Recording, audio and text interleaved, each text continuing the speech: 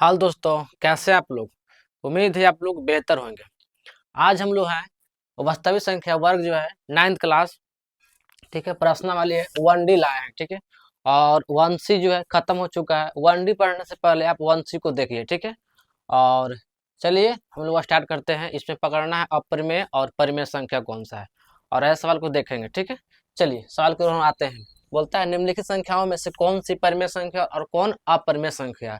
तो परिमेय अपरिमेय संख्या के आप लोग 1D में आपको पढ़ना है। वैसे भी हम लोग 1C में, 1B में, 1A में बता चुका हूँ, ठीक है। चलिए फिर से हम लोग देख लेते हैं और बेहतर से समझने के लिए आपका जो है इसमें देख लेते हैं। चलिए आते हैं सवाल की ओर। बोलता है कि 7 + 7√5, 7√5। तो 7√5 हम बता चुके हैं कि परिमेय पकड़ने का एक ही तरीका है, किसी न किसी के वर्ग निकले वो परिमेय हो जाएगा, और ना लिखले वर्ग अपरिमेय हो जाएगा। रूट में एक अभाज्य संख्या के रूप में दिखाई देवे तो आपको क्या हो जाता है, अपरिमेय हो जाता है, ठीक है। तो क्या के रूप में, अभाज्य संख्या के रूप में दिखाई दे रहा है, और न किसी का है क्या निकलेगा, मतलब ये किसी के परिमेय नहीं निकलेगा। तो ऐसे सिचुएशन में ये आपका हो जाता है अपरिमेय संख्या, ठीक है। तो हम यहाँ लिख दे रहे हैं, ठीक है। जो क्वेश्चन नंबर जो है आपका जो आंसर है, क्वेश्चन नंबर 1 का जो आंसर है आपको बताया जा रहा है कि 7√5 आपका हो जाएगा अपरिमेय हो जाएगा, ठीक है। क्या हो जाएगा, अपरिमेय से लिख देते हैं ना, अपरिमेय है। फिर एगो बोलता है क्वेश्चन नंबर जो है आपका दूसरा का है, दूसरा दे उसका कर लेते हैं, ठीक है। क्वेश्चन नंबर दूसरा बोलता है कि 2 + √3। तो √3 ये भी क्या है, एक अभाज्य संख्या, अभाज्य संख्या है। और ये आपका क्या है, एक अपरिमेय भी संख्या है, ठीक, क्योंकि ये किसी न किसी वर्ग नहीं निकलेगा। तो ये भी आपका हो जाएगा, अपरिमेय संख्या, ठीक है। लिख ही देते हैं ना अपरिमेय, ठीक है, अपरिमेय संख्या। फिर आपका आते हैं तीसरा पे आते हैं, ठीक है। तीसरा क्या बोलता है, देखिए 2√2 + 21। तो √2 जो है किसी न किसी को वर्ग तो नहीं निकलेगा, ये भी आपका हो जाएगा अपरिमेय संख्या। 2 + 21 ये भी क्या हो जाएगा, अपरिमेय। समझने के लिए अपरिमेय, ठीक। फिर आप कहते हैं चौथा बोलता है, चौथा क्या बोलता है, चौथा बोलता है π/2। तो पाई एक अपरिमेय संख्या है, पाई बाय क्या है, एक अपरिमेय संख्या, क्योंकि पाई का मान होता है 22/7, चूंकि ये कभी कटता ही नहीं है, ठीक है। तो ये आपका क्या है, एक अपरिमेय संख्या है, ठीक है। तो ये आपका हो जाएगा π-2, इसका मतलब हो जाएगा अपरिमेय, ठीक है। अब आते हैं पांचवा पर आते हैं। 5 है आपका क्वेश्चन नंबर जो 5 है, 5 पे ध्यान रखते हैं, ठीक है। बोलता है 7√5। तो फिर तो √5 आ गया जो यहाँ पर ही था, फिर आपको वही चीज आ गया। तो ये भी आपका हो जाएगा अपरिमेय संख्या। क्या हो जाएगा, अपरिमेय, ठीक है। समझने के लिए इतना क्यों लिखा जाए ना, समझने के लिए समझ लीजिए। आपका क्या है, अपरिमेय, मतलब इसको मतलब अपरिमेय संख्या लिख रहे हैं, ठीक। लंबा में नहीं लिख रहे, लंबा में तो लिखा हुआ है, वैसे भी सवाल तो लिखा हुआ अपरिमेय संख्या लिखना, ठीक। अब आते हैं 6 पर आते हैं ना, क्वेश्चन नंबर जो 6 है, क्या बोलता है 2π। तो पाई क्या है, एक अपरिमेय संख्या, पाई क्या है, कि अपरिमेय संख्या। तो ये भी क्या हो जाएगा, अपरिमेय, है ना। ये भी क्या हो जाएगा जी, अपरिमेय, ठीक है। अब आते हैं 7 पर आते हैं, 7 पर आते हैं। 7 का बोलता है, 7 यहाँ पर है ना, ऐसे काम कर लेते हैं, इधर उधर लेते हैं ना, ताकि बेहतर से समझिए, आप बेहतर से बेहतर एजुकेशन को प्राप्त कीजिए, है ना। तो 3 + √23 माइनस √23। तो ये माइनस प्लस तो खत्म हो जाएगा ना जी, माइनस में तो खत्म हो जाएगा। यदि हम इसको हटा दिया जाए ब्रैकेट, तो माइनस में खत्म हो जाएगा, बचेगा कितना, 3। तो जो 3 जो बचा, ध्यान रखना है, जो ये 3 बचा, और ये 3 जो है हम नीचे 1 मान सकते हैं, बिल्कुल मान सकते हैं। तो p/q के रूप में क्या होता है, एक परिमेय संख्या होता है ना जी, p/q के रूप में ये परिमेय संख्या। तो ये आपका हो जाएगा परिमेय संख्या, ये क्या आपका हो जाएगा, परिमेय, ठीक है। अब आते हैं, हम लोग आते हैं नेक्स्ट की ओर आते हैं, क्वेश्चन नंबर जो 8, क्वेश्चन नंबर जो 8 है, बोलता है ये आपका है ना। तो ये भी देखे तो 3, क्वेश्चन नंबर 8 थोड़ा सुना अच्छा से लिख देते हैं, क्वेश्चन नंबर 8, ठीक है। बोलता है 3√8/2। तो ये किसका है, ये तो किसी न किसी का तो वर्ग या क्यूब तो है ही है, आपका 2 का क्यूब है ना। तो हम इसको लिख सकते हैं 3 रूट, इसका क्यूब लिख लेगा तो 2 ही लिख लेगा, अब ऐसे कर देंगे 2 से 2 खत्म, तो फिर आ जाएगा 3/1। ये भी तो आपका परिमेय संख्या हो जाएगा ना जी, अभी तो जस्ट देखे ना, परिमेय संख्या हो जाएगा, क्योंकि ये 2 का क्यू है, ये 2 का क्यू है, आपका निकल गया 3/, सेम चीज है। अब आते हैं क्वेश्चन नंबर 9 की ओर आते हैं ना। क्वेश्चन नंबर जो है 9 क्या बोलता है, बोलता है √2 माइनस √2, जो कि एक खत्म हो क्या जाएगा 0, और नीचे मान सकते हैं 1, तो आपका p/, के ग्रुप में हो सकता है, क्योंकि नीचे कभी भी है ना, जो आपका अंश ऊपर हो तो नीचे हर होता है, हर में 0 नहीं हो सकता, लेकिन अंश में 0 हो सकता है, ठीक है। तो आपका ये परिमेय संख्या हो जाएगा, ये भी लिख देंगे, आपका ये क्या है, परिमेय संख्या। बस, कितना आसान था, बहुत आसान था ना। ऐसे सवाल के अपरिमेय और अपरिमेय सवाल मिलते हैं एग्जाम में, ठीक है। और लेकिन जो है ना, बच्चों को लगता है कि बहुत सारे भारी है, लेकिन भारी कुछ नहीं, सब हल्का सब है। तो आप इसे क्या कीजिए, फटाक से आप लिखिए, स्क्रीनशॉट ले लीजिए, और उसके बाद हम लोग क्वेश्चन नंबर 2 की ओर बढ़ते हैं। क्वेश्चन नंबर 1 था, क्वेश्चन नंबर 2 की ओर बढ़ते हैं। स्क्रीनशॉट मारिए इससे।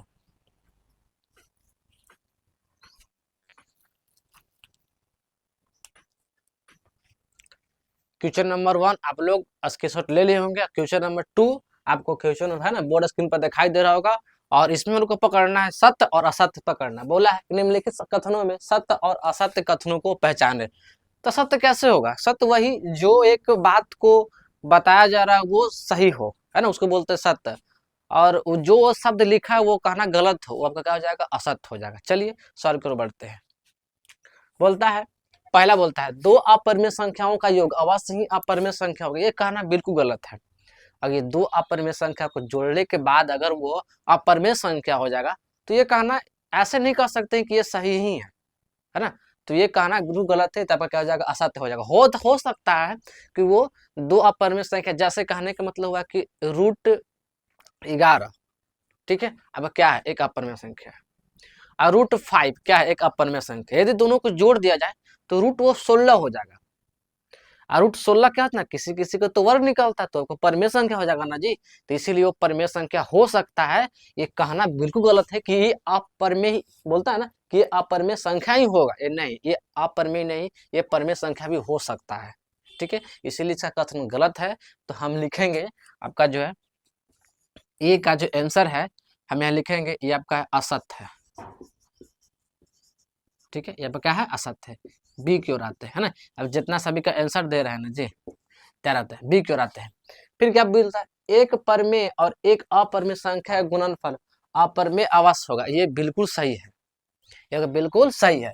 एक परिमेय के और एक अपरिमेय संख्या को गुणा किया जाए तो अवश्य ही क्या निकलेगा, वो अवश्य ही एक अपरिमेय ही निकलेगा, ठीक है। जैसे में √3 आपका, जैसे √4 एक परिमेय संख्या हो गया, √4 क्या होगा, एक परिमेय संख्या हो जाएगा।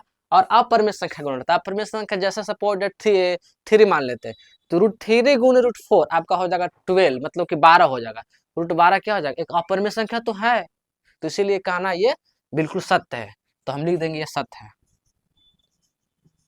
ठीक है। अब आते हैं सी की ओर आते हैं, ठीक है। सी में बोलता है सभी परिमेय संख्या का व्युत्क्रम संख्या प्राप्त हो सकता है। ये कहना बिल्कुल गलत है, क्योंकि अभी जस्ट हम देखे हैं कि 0/1 एक परिमेय संख्या है। यदि 0 को हम नीचे कर दे और 1 को ऊपर ले जाए तो एक अपरिमेय संख्या नहीं, ये अपरिभाषित हो जाएगा। तो कहना बिल्कुल गलत है, तो आपका ये भी हो जाएगा, असत्य हो जाएगा।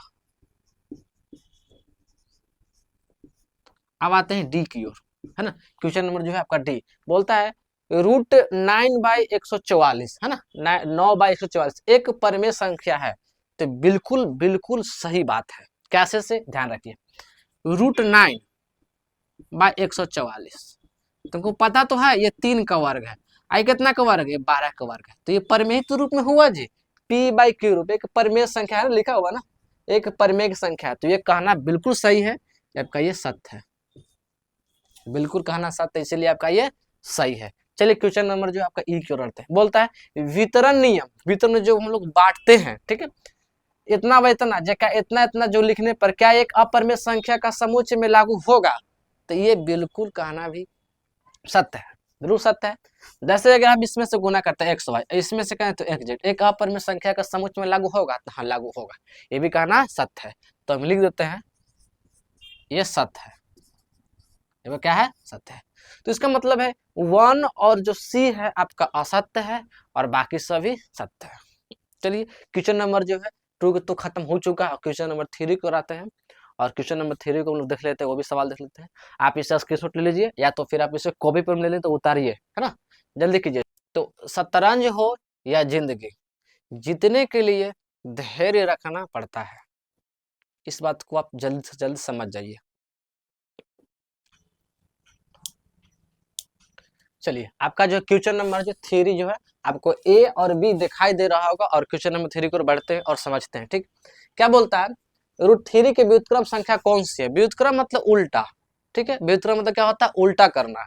तो इसके उल्टा क्या संख्या? फिर बोलता है, बी बोलता है √3 सॉरी 3 है ना, आपका जो 3 है, 2/√3 का योज विलोम क्या होगा? योज विलोम कहने का मतलब है जस्ट उसका जो पॉजिटिव है उसको निगेटिव कर देना है, बस नेगेटिव का पॉजिटिव कर देना है, बस इसको ध्यान रखना। तो हम क्वेश्चन में जो आंसर दे रहे हैं, जो तीसरा का जो है आपका ए का आंसर दे रहा है। ठीक है, बोलता है इसका जो योज है ना, आपका व्युत्क्रम संख्या क्या होगा, मतलब उल्टा संख्या क्या होगा?